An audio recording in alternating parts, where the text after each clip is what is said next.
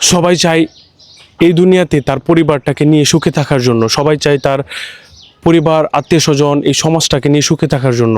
কিন্তু আপনাকে সুখে থাকতে হলে আপনার অর্থের প্রয়োজন আছে, আপনার সম্পদের প্রয়োজন আছে, আপনার টাকার প্রয়োজন আছে। যদি আপনার কাছে টাকা না থাকে, আপনি কাউকে ভালো রাখতে পারবেন না। এমনকি আপনি যদি চান যে আমি আমার পরিবারের জন্য এটা করব, এটা করব, আমি আমার সমাজের জন্য করব, আমি আমার আত্মীয় স্বজনের জন্য করব, আপনি পারবেন না।